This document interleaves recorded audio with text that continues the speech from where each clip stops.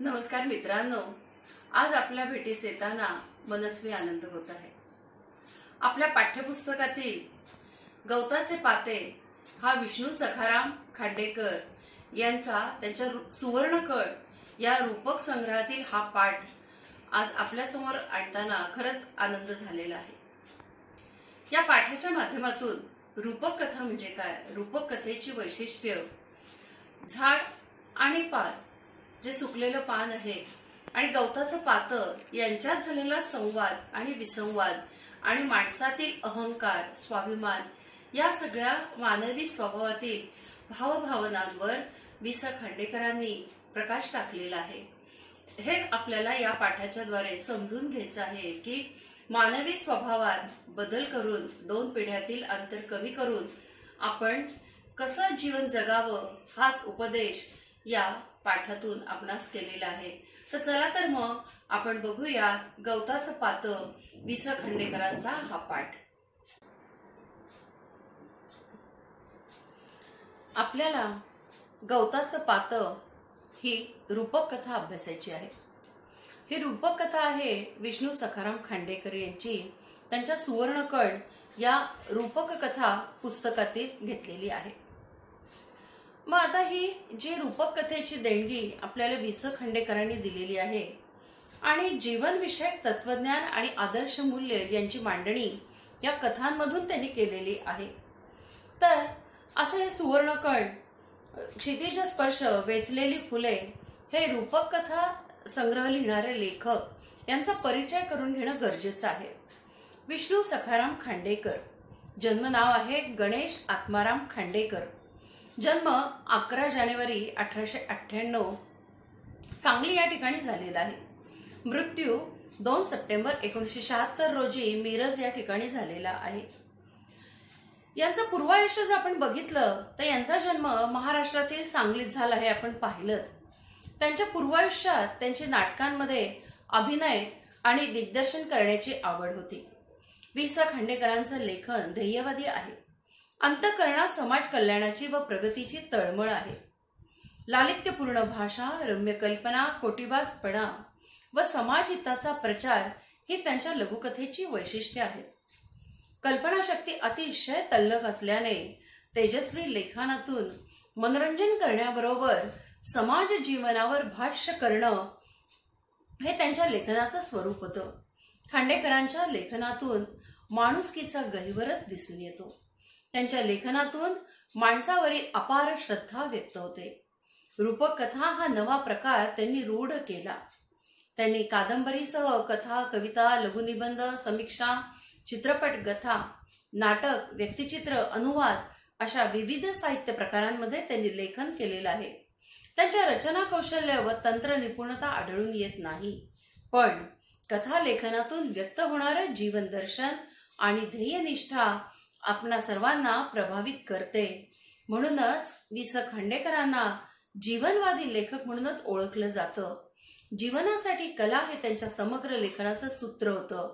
त्यांच्या कथा कादंबऱ्यांवर अनेक भाषांमध्ये चित्रपट, दूरदर्शन मालिकाही निर्माण झाल्या आहेत।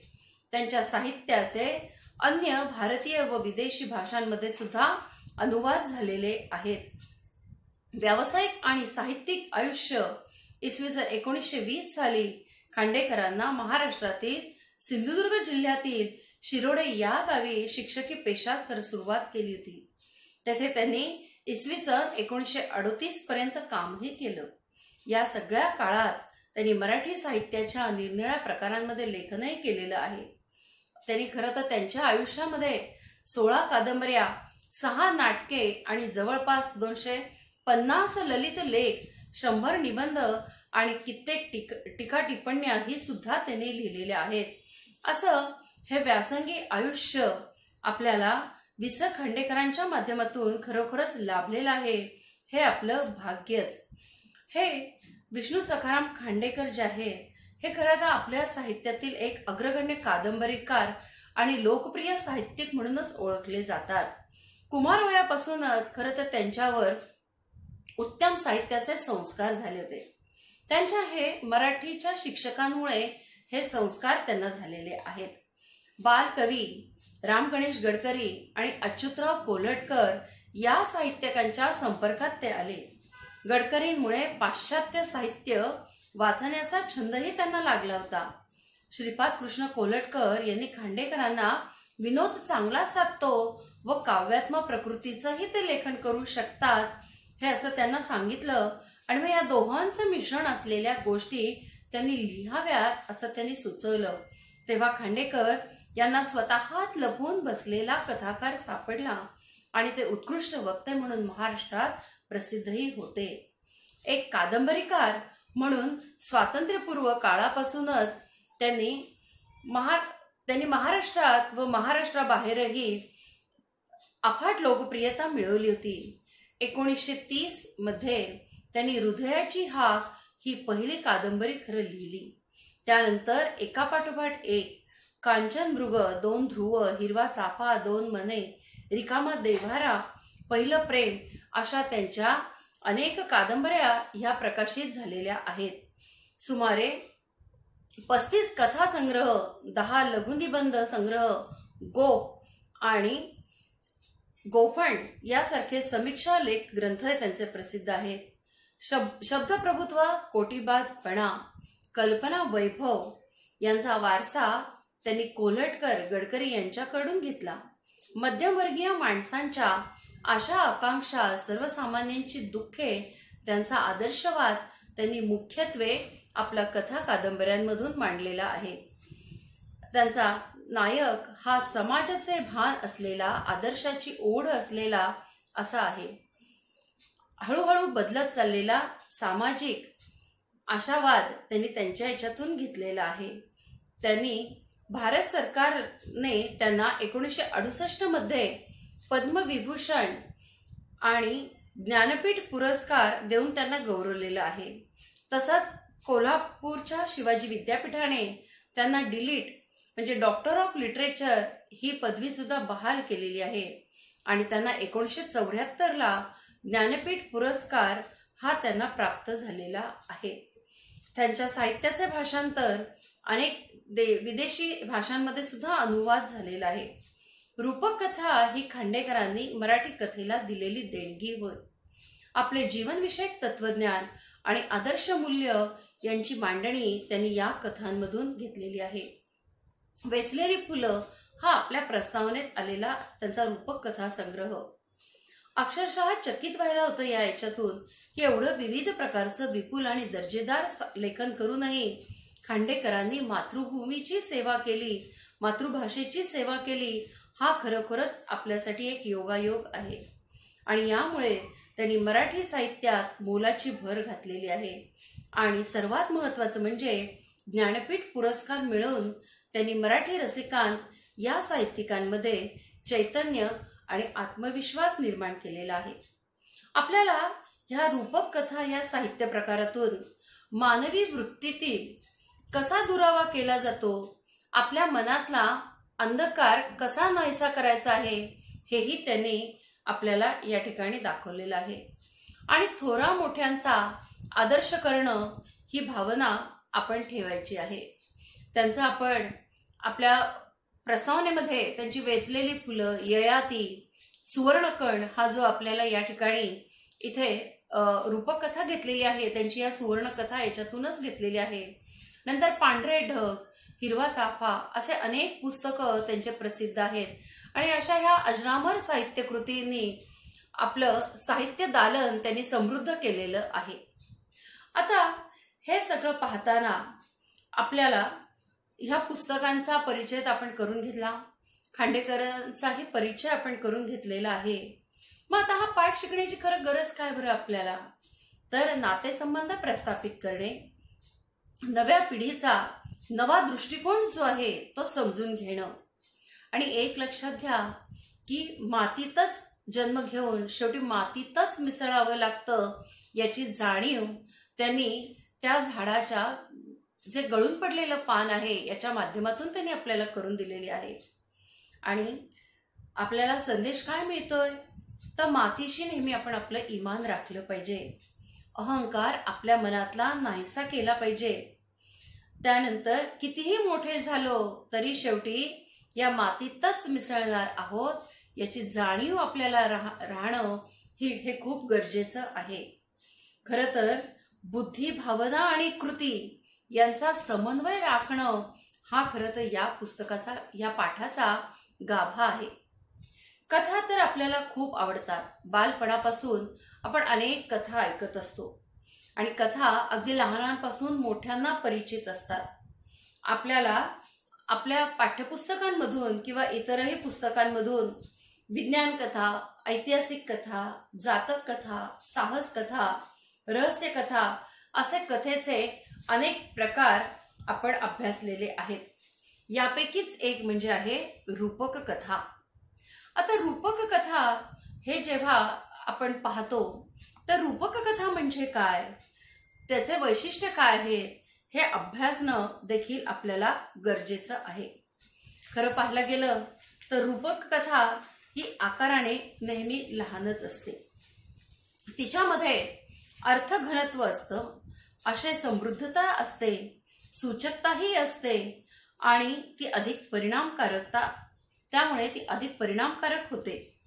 नंतर नाट्यात्मकता, अलंकारिकता आणि संदेशपरता ही रूपक कथेची आणखीन वैशिष्ट्ये होत.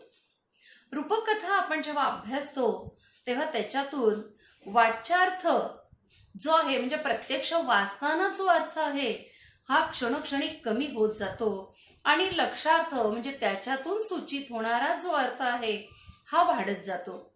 आणि आपण जेव्हा त्यांचं हे गवताचं पातं ही रूपक कथा अभ्यासणार आहोत तेव्हा त्याच्यातून आपल्याला हे जाणवणारच आहे.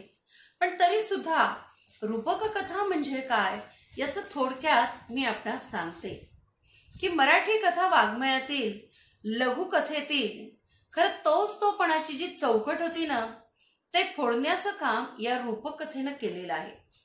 वि.स. खांडेकर यांनी 1940च्या सुमारास काही रूपक कथा लिहून ठेवलेल्या होत्या आणि त्यामुळे मराठी वाङ्मयाच्या कथेत एक वैशिष्ट्यपूर्ण त्यांनी भर घातलेली आहे. वास्तविक रूपक कथा हा प्रकार तसा खरं तर काही नवीन नाहीच आहे. आपण पंचतंत्रातील इसापनीतीच्या कथा ह्या त्याचा अर्थ एक वेगळा आहे आणि तो जो वेगळ्या अर्थाने घेतला तर त्या निश्चितच आपल्याला समजतात. आणि वि.स. खांडेकरांनी खलील जिब्रानच्या जवळ जाणाऱ्या या रूपक कथा लिहून रूपक कथेचं एक नवं रूप साकार करण्याचा प्रयत्न केलेला आहे. काव्यवृत्ती, रमणीय कल्पनाविलास, सूचक शैली, आशयगर्भ यामुळे रूपक कथा आकाराने छोट्या असल्या तरी जीवनविषयक मूलभूत सत्याचा कानोसा घेणाऱ्या या कथा ठरल्या आहेत. त्यांच्या वनदेवता, कालिका, मृगजळातील कळ्या हे वि.स. खांडेकरांचे रूपक कथा संग्रह प्रसिद्ध आहेत. या कथेत फक्त गोष्ट असते असं नाही, तर या गोष्टीच्या आशयाने एखादे जीवनविषयक तत्वज्ञान सांगण्याचा प्रयत्न केलेला असतो. त्यामुळे रूपक कथेतील प्रमुख अर्थ हा प्रधान नसतो, किंबहुना गोष्टीत ज्या घटना घडतात आणि त्यातून जो आशय व्यक्त होतो त्यापेक्षा वेगळा सूचक अर्थ कथाकारालाच मांडावायचा असतो. त्यामुळे कथेतील रात्र, उषक काल यासारख्या घटना या केवळ घटना असत नाहीत, तर जीवनविषयक वृत्ती आणि प्रवृत्तीचा ती एक सूचक प्रतीक असतात. आणि म्हणूनच रूपक कथेत गोष्टीपेक्षा हे सूचक कथा रूपच अधिक महत्वाचं असतं. खरं तर रूपक कथेचं स्वरूप सर्वसाधारणपणे उद्बोधनपर व तत्वचिंतनात्मक असतं, तरीही त्यातून प्रतीत होऊ शकणारे रचनात्मक सौंदर्य व वाचकांना मिळणारे बौद्धिक आव्हान यामुळे रूपक कथेला एक वाङ्मयीन मौलिकत्व प्राप्त होतं.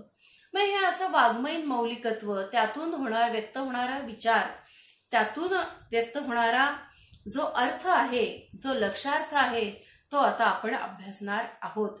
आता सुरुवातीला मी या कथेचं अभिवाचन इथे करून घेतेय आणि आपणास ही रूपक कथा ऐकताना निश्चितच आपल्या मनातील भावभावना आजमावण्यास मिळणार आहेत. तर आपण बघूया आपली रूपक कथा. हिवाळा नुकताच सुरू झालेला. झाडावरून एका मागोमाग एक पिकलेली पानं आपल्याला गळून पटपट, त्यांचा तो पटपट असा कर्णकटू आवाज, तो आवाज ऐकून धरणी मातेच्या कुशीत झोपी गेलेलं एक चिमणा गवताचं पात्र जागं झालं. गिरत्या खात खात जमिनीवर येणाऱ्या एका पानाला ते म्हणाले, पडता पडता किती कटकट करतोयस रे तू. तुझ्या या दंग्यानं माझ्या साऱ्या गोड स्वप्नांचा चुराडा झाला की. पानाला राग आला. ते चिडून म्हणालं, अरे जा रे चिडखोर बिब्बा कुठला. मातीत जन्मून मातीतच लोळणाऱ्या तुझ्यासारख्या क्षुद्र गवताच्या पात्याला आमच्या या उच्च वातावरणाची कल्पना कशी येणार. हा दंगा नाही बेटा, हे गाणं चाललंय. जन्मात कधीही आ न करणाऱ्या तुझ्यासारख्या अरसिकाला ते समजायचं नाही. हे बोलता बोलताच ते पान पृथ्वीवर पडलं आणि धरणी मातेच्या कुशीत झोपी गेले. ते पुन्हा नवे जागे झाले. ते वसंताच्या संजीवक स्पर्शाने. त्या स्पर्शात विलक्षण जादू होती. त्या जादूने आता त्या पानाचे रूपांतर गवताच्या चिमुकल्या पात्यात झालं होतं. पुन्हा हिवाळा आला. थंडीने कुडकुडत गवताचे पाते धरणी मातेच्या कुशीत लपू लागले, झोपू लागले. पण पुन्हा पुन्हा त्याची झोपमोड होऊ लागली. जिकडे तिकडे झाडांवर पाने सळसळत होती. पट पट असा आवाज करीत पृथ्वीवर पडत होती. ते गवताचे पाते कपाळाला आठी घालून स्वतःशीच फुटफुटलं. काय ही हिवाळ्यातली पानं, जीव खाऊन टाकला अगदी त्यांनी. केवढा हा कर्णकटू आवाज. छी छी, माझ्या साऱ्या गोड स्वप्नांचा चेंदामेंदा केला त्यांनी. आपली ही रूपक कथा इथे संपते, पण याचा भावार्थ हा बघणं सुद्धा गरजेचं आहे. कारण या भावार्थातूनच आपल्याला नेमका या रूपक कथेचा आशय आपल्या मनामध्ये व्यक्त होणारा आहे. आता रूपक कथेचा भावार्थ अगदी साध्या सुध्या अशा नैसर्गिक गोष्टीतून मानवी स्वभावाचे विविध पैलू दिग्दर्शित करण्याचं लेखकाचं सामर्थ्य या कथेत सुंदर रीतीने प्रकट झालं आहे. गळून पडलेली पाने मातीत मिसळून जातात आणि पुढे त्या मातीतूनच गवताची पाती वर डोकावून पाहू लागतात. दोघांच्याही अंतरंगात खेळणारा जीवनरस एकच आहे.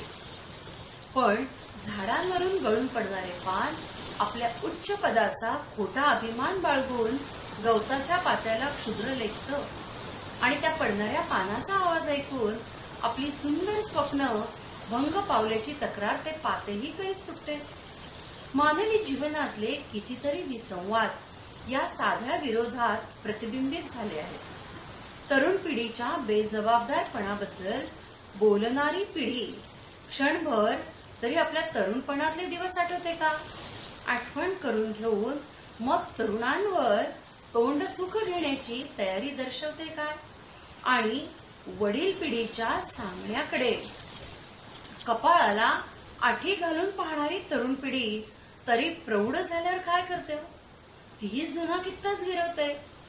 बाह्य स्वरूप कितीही बदलले तरी त्याच मनोवृत्तीची पुनरावृत्ती होत असलेली दिसते आणि पिढीतील अंतर कायम राहतं. दुसऱ्याच्या जागी स्वतःला कल्पून त्याचे सुखदुःख जाणण्याची किंवा त्यांच्याशी सहानुभूतीने समरस होण्याची मनुष्याची प्रवृत्तीच नाही. मालक आणि मजूर या दोघांनाही त्यांच्या स्थानांची अदलाबदल केली तर त्यांच्या स्वभावात काही बदल होईल का? हा आपल्या रूपकथेचा भावार्थ झाला. पण लेखकाने या ठिकाणी गळून पडलेली पानं जी आहेत झाडाची ती मातीत मिसळून जातात आणि गवताची जी इवलीशी पाती आहे ही वर डोकावू पाहू लागतात. पण दोघांनाही जीवन जगण्याचा आनंद घ्यायचा आहे, पण तरी सुद्धा खोटा अहंकार आणि स्वाभिमान या पोटी ते दोघांनाही तुच्छ लेखतायत. म्हणजे हे जर दोघांनी एकमेकांची सुखदुःख समजून घेतली सहानुभूती तिथं दाखवली आणि दोघांच्याही जीवनामध्ये जो एक रस खेळत आहे त्याच्याशी जरी हे समरस झाले तर निश्चितच आपल्याला आनंद जीवनामध्ये मिळेल. पण जेव्हा ही जी मोठी म्हणजे ही जी पिढी आहे, ही वडील पिढी जी आहे, ही जेव्हा आपल्या तरुण पिढीला दोषारोप करते तेव्हा त्यांनी त्यांच्या जे तरुणपणातला काळ जो अनुभवला तर आपण कसे वागतो हे जर त्यांनी थोडंसं जरी याचा विचार केला तरी सुद्धा ते तरुण पिढीला दोषारोप न देता त्यांच्याशी समजून घेणं, समरस झाले तर निश्चितच या ठिकाणी सुसंवाद साधेल आणि वादविवाद या ठिकाणी कमी होईल. आणि आपण हे जे पाहिलंय तुच्छतेपूर्वक वागणं किंवा तुच्छतेने लेखणं हे खरं तर कमी केलं पाहिजे. म्हणजे हा गुण आपल्यात नकोय. जेव्हा आपण दुसऱ्याला सहानुभूतीने किंवा त्याच्या भावनांशी जेव्हा समरस होतो तेव्हा आपण निश्चितच समजून घेऊ, त्याचं सुखदुःख जाणल्यानंतर त्यांना दोषारोप करण्याचं टाळतो, हेच याच्यातून सांगायचं आहे. मग झाडाचं जे पडलेलं पान आहे, पिकलेलं पान जे जमिनीवर पडतं, खरं तर त्याला झाडावर असताना अहंकार असतो, पण त्याच्यासाठी तो त्या गवताच्या पानाला तुच्छ लेखतो. पण हळूहळू ते जेव्हा जीर्ण होतं तेव्हा ते गळून शेवटी मातीतच पडतं. गवताच्या पात्याला सुद्धा आपण जे हवेशी लढिवाळपणाने डोलतो तेव्हा त्याला सुद्धा अभिमान असतो त्याचा, पण कालांतराने ते सुद्धा जमिनीतच मिसळतं. म्हणजे आपण जे काही मोठे होत जातो हळूहळू, आणि मोठे होत जाताना अनेक गोष्टी आपण मिळवतो, पण हे मिळवल्यानंतर आपण आपल्यातले माणुसकीचं नातं कमी करू नये, हेच या रूपकथेतून आपल्याला सुचवायचं आहे. खरं तर वाच्यार्थ याचा क्षणोक्षणी कमी होत जाऊन लक्षार्थाकडे हळूहळू नेणारी ही कथा आहे आणि याचा लक्षार्थाचा आशय हळूहळू वाढत जातो. तेव्हा मित्रांनो, या आशयाकडे डोकवा आणि या आशयात डोकवल्यानंतर वि. स. खांडेकरांना आपल्याला जे काही सांगायचं आहे ते निश्चित आपल्या मनात आणि कृतीत उतरवा, म्हणजे तेव्हाच खरी ही कथा सार्थकी लागणार आहे. ही कथा आपण अभ्यासल्यानंतर साहजिकच आपल्याला या कथेमध्ये जो स्वाध्याय दिलाय पाठाखाली तो तर आपण सोडवणार आहोतच, पण त्याचबरोबर या पाठाच्या अनुषंगाने आपल्याला उपयोजित लेखनाच्या सुद्धा अनेक कृती करता येणाऱ्या आहेत. तसेच आपल्याला पाठाच्या अनुषंगाने अनेक अभ्यासाच्या कृती सुद्धा इथे अभ्यासता येतील. म्हणजे या पाठामध्ये आलेले उपसर्ग, प्रत्यय, घटी शब्द, वाक्प्रचार यांचा सुद्धा आपण अभ्यास केल्यानंतर हे घटक सुद्धा आपल्याला कृतीपत्रिकेसाठी मदतच करणार आहे. उपयोजित लेखनासाठी अभ्यास करताना आपल्याला या पाठाखाली एक रूपक कथा दिलेली आहे. या रूपक कथेचं भावार्थ आपण आपल्या शब्दात लिहायचा आहे. तसंच या पाठामध्ये स्वमताचा प्रश्न खरंच खूप छान आहे की गवताचं पातं आणि पान यांच्या स्वभावामध्ये, वैशिष्ट्यांमध्ये जो बदल झाला आहे अशी आपण कल्पना करायची आणि त्या कथेचं पुनर्लेखन करायचं. मग हे पुनर्लेखन जेव्हा आपण करतो ना तेव्हा आपल्याला हे गवताचं पातं आणि पान यांच्यातून मनुष्य स्वभाव काय आपल्याला समजलेला आहे, त्या मनुष्य स्वभावाचं वर्णन आपण इथे करायचं आहे. सुरुवातीला या दोघांना इथं अभिमान आहे, पण हा जो अभिमान आणि अहंकार त्यांचा गळून पडल्यानंतर दोघं जेव्हा मैत्रीचं नातं आपापसात निर्माण करतील तेव्हाच खरं ही कथा सार्थकी लागणार आहे आणि तेव्हाच या स्वमताचा प्रश्न आपल्याला आपल्या लेखणीतून उतरवता येणार आहे. आपल्याला उपयोजित लेखनामध्ये आपण जेव्हा बघतो तेव्हा आपल्याला पत्रलेखनही याच्यावर करता येईल की आजी आजोबांचा अमृत महोत्सव जेव्हा आहे त्याला आपल्या आप्तेष्टांना उपस्थित राहण्याची विनंती आपण करू शकतो. नंतर वृक्षारोपणाचा कार्यक्रम आपल्या विद्यालयामध्ये आपण साजरा करत असतो, या प्रसंगी आपण उपस्थित राहतो. तर हा प्रसंग आपण अनुभवलेला आहे, तर या अनुभवांचं सादरीकरण आपण या प्रसंग लेखनातून करणार आहोत. म्हणजे प्रत्यक्ष वर्णन आपण इथे करायचं आहे. नंतर जाहिरात लेखन ही आपण करू शकतो. आपल्या विद्यालयामध्ये आपण आजी आजोबांना बोलवत असतो, कधी मातृदिनानिमित्ताने, कधी किंवा काही कार्यक्रमानिमित्ताने. मग हे जेव्हा कार्यक्रम आपण असा आयोजित करतो तेव्हा त्या कार्यक्रमाची जाहिरात करणं गरजेचं असतं, कारण तो आपल्या पालकांपर्यंत, समाज माध्यमांपर्यंत आपल्याला पोहोचवायचा असतो. तेव्हा त्याच्यावर जाहिरात लेखनही आपण करू शकतो. मग आजी आजोबांना किंवा इतर आपले जे मान्यवर आहेत त्यांना उपस्थित राहण्यासाठी आपण नेमक्या शब्दामध्ये याची जाहिरात लेखनही करू शकू. त्यांच्यानंतर आपल्याला वैचारिक लेखनाचा प्रश्न सुद्धा आपल्या कृतीपत्रिकेमध्ये येत आहे. तर समाजात वाढणारी वृद्धाश्रमांची संख्या जेव्हा आपण या पाठामध्ये डोकावतो तेव्हा आपण जे झाडाचं गळून पडलेलं पान आहे म्हणजे ते आहे वृद्धावस्था. मग ही जी वृद्धावस्था आल्यानंतर जेव्हा घरामध्ये कसं वातावरण निर्माण होतं आणि मग हे निर्माण झाल्यानंतर ही वृद्ध पिढी, तरुणपणे हे जे तरुण माणसं आहेत किंवा ही तरुण पिढी आहे यांच्यामध्ये थोडाफार विसंवाद निर्माण झाला की किंवा काही अडचणींमुळे वृद्धाश्रमांची संख्या ही समाजात वाढते. मग ही वाढवू नये याच्यासाठी आपण या ठिकाणी वैचारिक लेखन करणं गरजेचं आहे. मग याचा हा विषय घेऊन आपण वैचारिक लेखनही करू शकतो. आपल्याला आत्मकथन सुद्धा कृतीपत्रिकेमध्ये येतंय. मग ह्या आत्मकथनासाठी झाडाचं आत्मकथन, वृद्ध आजी आजोबांचं मनोगतही आपण या ठिकाणी लिहिणार आहोत.